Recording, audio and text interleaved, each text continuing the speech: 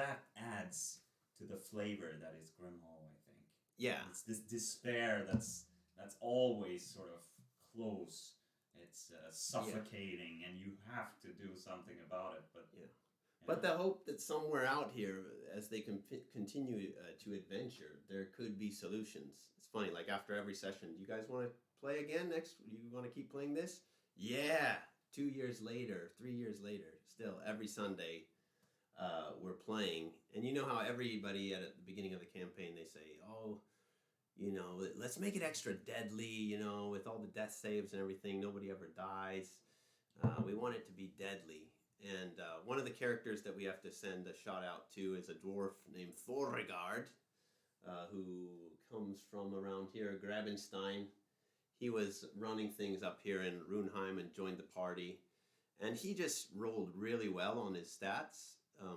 We decided to go with a 3d6 plus a 1d6. So 4d6 drop the low one for your stats. So you can get a character who's got quite really good stats, or you can get a character with not so good stats. And he rolled really well. And then he got a dwarven thrower.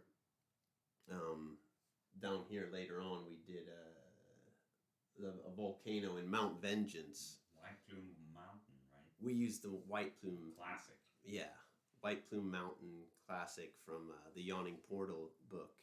And anyways, so he's super powerful, but he got possessed, attacked the party, then he died, and his boxes of insanity are just kind of ticking up.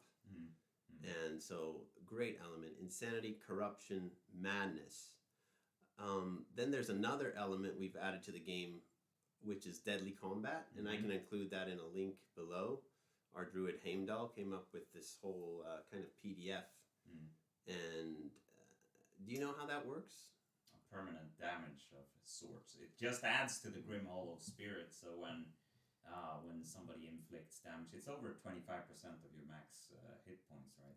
Exactly. If something like that happens in one blow, then there will be consequences.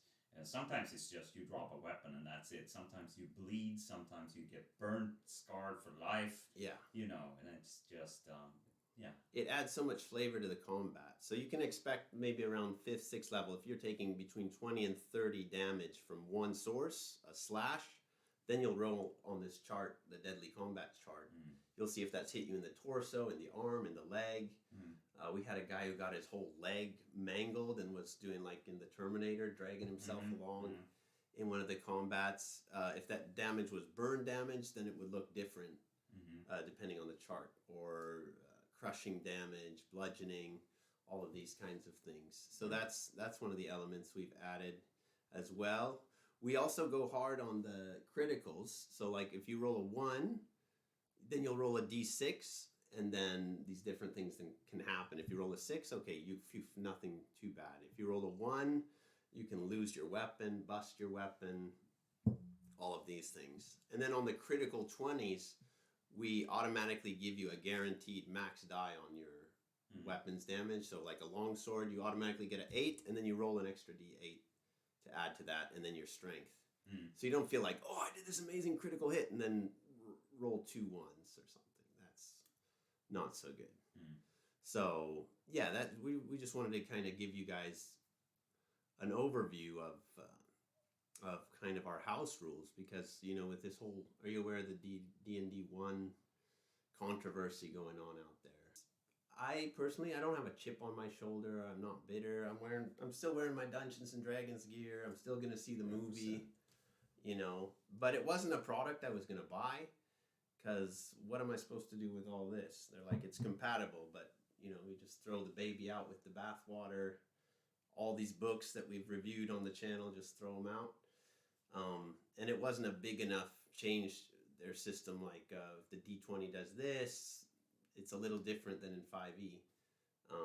So I personally I wasn't going to expand into that, but what are your thoughts on our current edition? Why are we playing 5e instead of Blades in the Dark, or what is it called, Dungeon Crawl Classics, or D&D 1?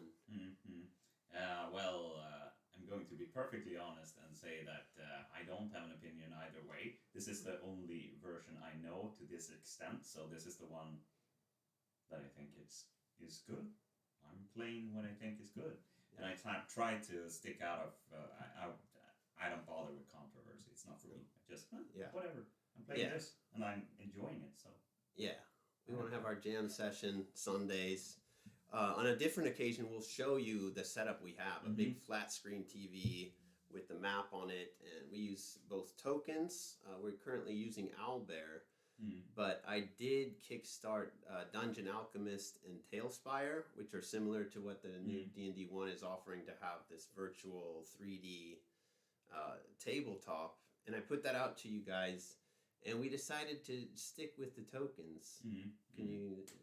Well, I think what D&D has and has always had is this theater of the mind concept that you actually have to envision everything that's going on, and with that comes, sure, you have to sort of strain yourself a little bit to come up with, what's going on, where am I, how's everything, what's the environment I'm in, and so on and so forth. But that's the takeaway, I think. Like, that's what you're training. You're practicing a skill that is essential to every human being, I think, and it's also what makes D&D special and all role-playing games special in that vein, that you can imagine the results that you want. You can imagine your character doing this or that, and then you can just shoot your idea to the DM. Is it okay? Can I do something like this? And the DM will go, yeah, maybe, that would be possible. Yeah, sure, let's do it. The rule, cool, Yeah. In a game, in a computer game, sure, you can do a lot of things, but it's all pre-programmed. Like, it's not. You're sort of restricted in a way. And I think ultimately the freedom that you have from using the theater of the mind and having just enough so that you know where your character's at, what your character's doing, and what's going on around you. Then having yourself imagining that scenario, that just adds to the experience, and that is the selling point of D&D today, I think, or any role-playing game for that matter. Exactly. The way you imagine those White Walkers or whatever we've run into in your imagination is just going to be so much cooler than anything that you could produce in something like Tailspire or Dungeon Alchemist.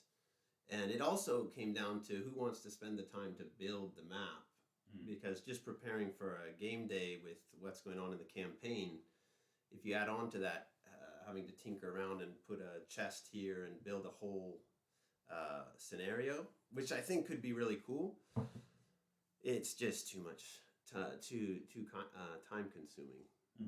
So I'll put the link in below for Owlbear, which is what we use. We get a map, we can do Fog of War, and we can customize the tokens to look like whatever we want. Some of the characters are making their own art for their character, and so on. So just to give you an update, how this is how we roll. That's going to be the name of that I'm going to put on the video. Oh yeah.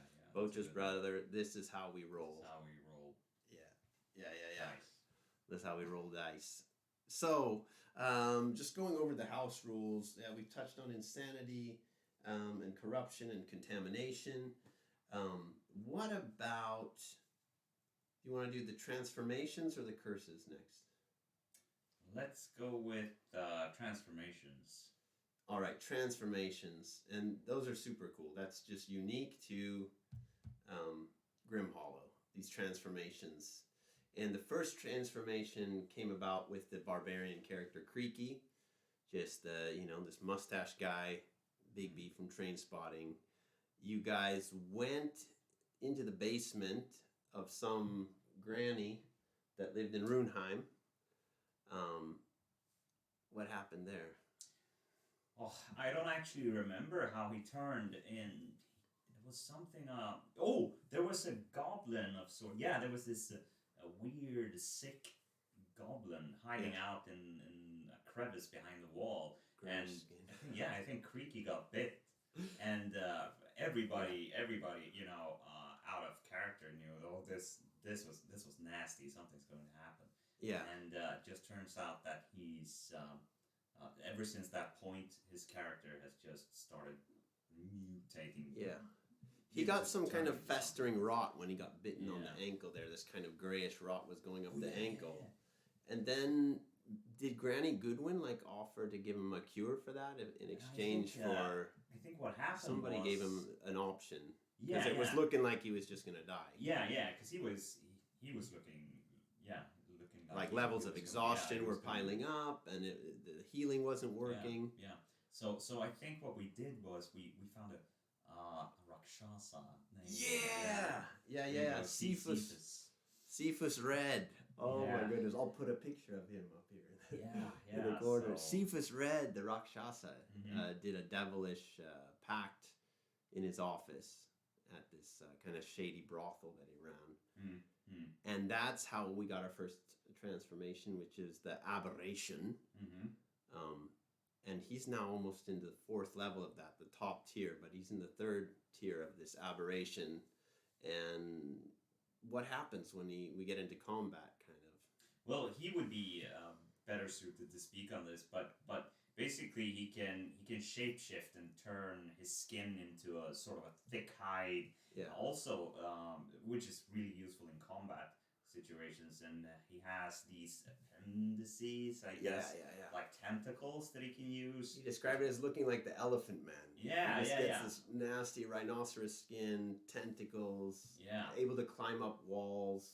Although I think he's able to sort of control it, right? But then when he gets into, there was this situation when we went into a church of some kind, and it turns out this being sort of a fiendish pact that just it disrupted his control of this this transformational thing. Like So when he comes onto holy ground, Yeah. it bursts forth, Yeah, and just Father Belladrome, he literally was trying to bursts hide in the forth, church like the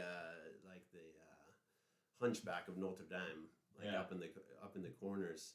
So that's an example of where you're getting this great power, but at the same time it can be a boon to you as well, because when he's hanging out with the paladins, the priests, the holy light, his character is at a pretty big disadvantage and has to kind of hide in the corners or be attacked on sight. Yeah. But then following that in the same cathedral and church, this Belladrone, which comes from this campaign we did with Castle Rend, we have a character that we call the Green Reaper. He was one of our newest players. This ranger, but he was also a fallen angel who had been pox touched by this plague. And as that progressed, he was able to take on the transformation of the Seraph, which is like an angelic transformation, which is very cool. That one's progressing a little more slowly. I think he's still in tier 1, but that just combines really well with him